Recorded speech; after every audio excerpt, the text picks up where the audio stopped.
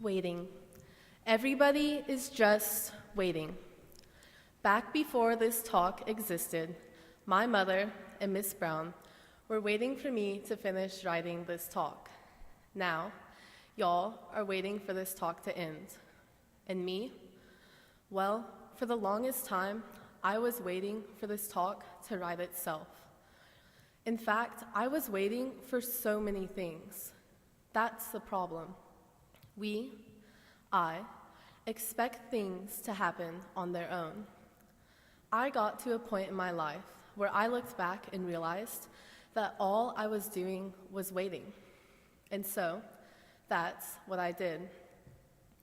Near the end of this past summer, I traveled to northern New Mexico to a scouting ranch which was wedged in the southern Rocky Mountains in the Sangre de Cristo Range. This place was called Philmont. I took a course called NAIL, National Advanced Youth Leadership Experience, where we gain a variety of skills. For the week that I spent living in the backcountry, I did more waiting than I had ever done. While we were there, we were to become not just leaders, but servant leaders. And so when I came to this camp, I expected it to just happen. I expected that all I would have to do is wait, and by the end of the week, I would be more of a servant leader.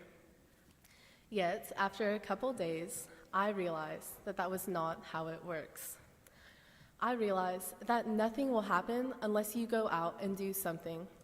But most of all, I learned that you get what you give. I thought that I had had an epiphany and that everything had changed. But nothing truly had changed. Even after this realization, I still found myself taking no action. It wasn't until the second to last night at camp when I had my real epiphany. It was the day before the big hike, where we would hike the Tooth of Time, which is a large, monumental mountain that is very strenuous to climb. It's a treacherous 3,000-foot climb that must be accomplished in an hour and a half, and for most of it, you are bouldering. With everyone gathered on the night before the big hike, one of the staff members decided to read us a book, which in turn opened my eyes and allowed me to see the answer to my waiting problem. Many of you know this book. I myself know it. I grew up reading it repeatedly, but I had never looked at it as more than a children's book. But that night, I looked at it in the context of my life. The book is Oh, the Places You'll Go by Dr. Seuss. Yes, I know, it's a children's book, but it is all about perspective. When this book was read to us, I fell back into my childhood memories of reading this book with my family. But for the first time, I listened to this book and understood it as a guide for what to do and how to live my life. When the reader got to this one page, I had my epiphany. It was in this moment when the book really got to me and everything seemed to make sense. It was the waiting page, which goes like this. Everyone is just waiting, waiting for the fish to bite, or waiting around for Friday night, or a string of pearls, or a pair of pants, or a wig with curls, or another chance. Everyone is just waiting. And that was it. Just like that. It was like something snapped inside of me, and the gears started turning again. I was tired of waiting for something to happen. I had to do it myself. People can tell you what to do, and they can try and help you in every way, but in the end, it is up to you. We choose to sleep all day, or we choose to wake up at 4 a.m. and climb a mountain.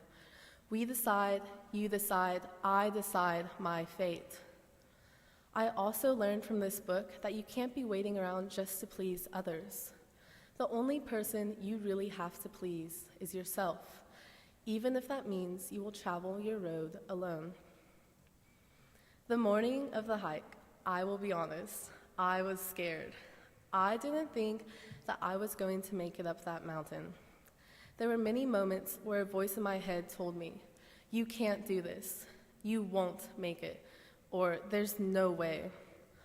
At one point, I was close to sitting it out and waiting to climb the Tooth of Time mountain another time. Instead, I pushed on. I told myself, you can do this, you will make it, and there is always a way. And I continued to say these things over and over again in my head. My team and I struggled to climb the mountain that day. Each of us had our own adversities to overcome as we reached for the top. But when we finally made it to the summit, it was one of the best feelings I have ever had.